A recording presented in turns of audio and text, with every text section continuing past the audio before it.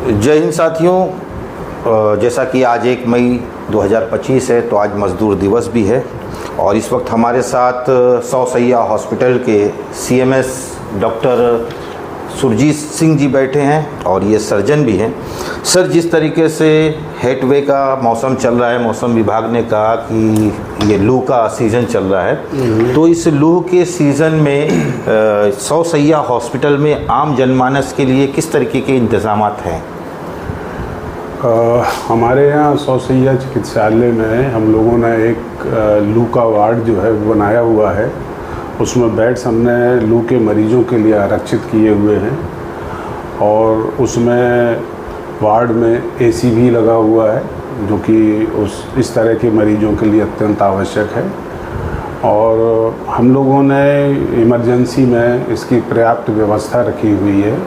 जो भी कोई मरीज़ आएगा उसके लिए हमारे यहाँ IV फ्लूइड्स हैं, दूध उसको दवाइयाँ हैं उससे संबंधित। इसके अलावा आइस पैक्स भी हमने इंतज़ाम कर रखे हैं कि ज़रूरत पड़ने पर आइस पैक्स का भी उपयोग मरीज़ के शरीर पर किया जाए। तो सर, जैसा कि आपके यहाँ तो ये सारी चीज़ें तो आपने बता दी, उसके अलावा जैसे अभी ये लू के मौसम में लोग क्या एहतियात बरतें? लू के मौसम में जो तापमान होता है जी, वो 12 बजे से लेकर 3 बजे तक मैक्सिमम होता है। तो पहली बात तो ये है कि इस 12 से 3 बजे के बीच में अगर कोई व्यक्ति हो सके तो किसी भी कार्य से बाहर जा रहा है तो वो ना निकले, ठीक है।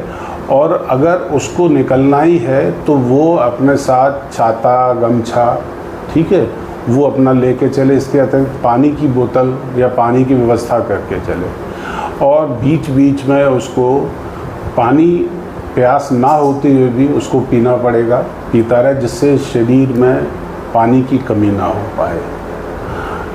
वस्त्र जो है वो सूती वस्त्र पहने, ढीले ढाले पहने, ठीक है, जिससे गर्मी का कम से कम प्रकोप हो उसके। सर, लू का लक्षण क्या है इसका, कि कैसे मालूम पड़े कि लू लग गई है? लू लगने में पेशेंट को शरीर में कुछ जैसे कि सर दर्द होगा, चक्कर आएगा, ठीक है, और ऐंठन चालू होगी। इसके अलावा मरीज़ बेहोश भी हो सकता है। तो इसमें जो स्किन है, उसकी त्वचा है, वो सूखी हो सकती है, ठीक है, और पेशाब कम से कम होगा। इसके अलावा उल्टी भी हो सकती है और पेट दर्द भी कभी कभी हो जाता है।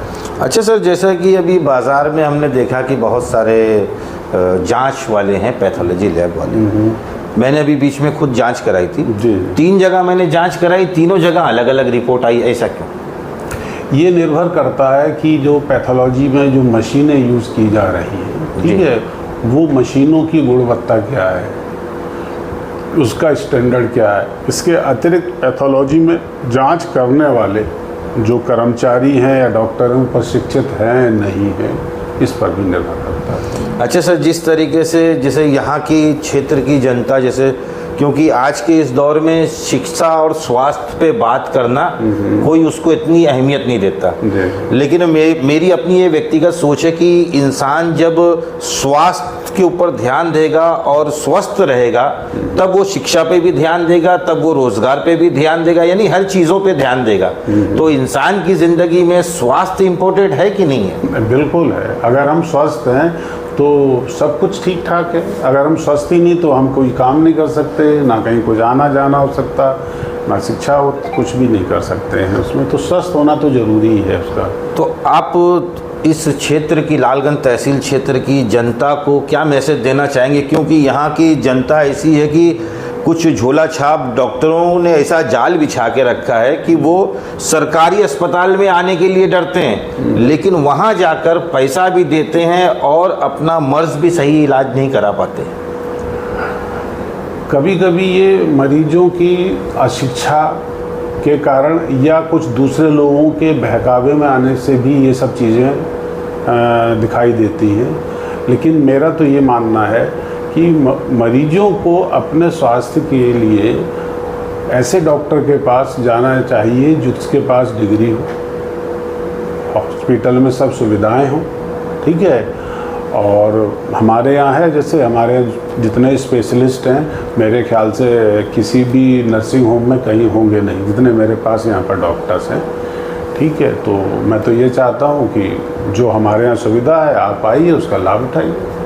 चलिए, आपका धन्यवाद समय देने के लिए। तो हमारे साथ 100 सैया के CMS सुरजीत सिंह जी बैठे थे, और जैसा इन्होंने कहा कि ये 100 सैया हॉस्पिटल सरकार द्वारा जो खोला गया है वो आम जनमानस की समस्याओं को देखते हुए खोला गया है, और यहाँ पर आपको क्वालिफाइड पढ़े लिखे डॉक्टर मिलेंगे, यहाँ पर आपका अच्छे से उपचार होगा। जो चीज़ें इनके पास है वो सारी ही चीज़ें आम जनमानस के लिए है। तो झोला छाप डॉक्टरों से बचें और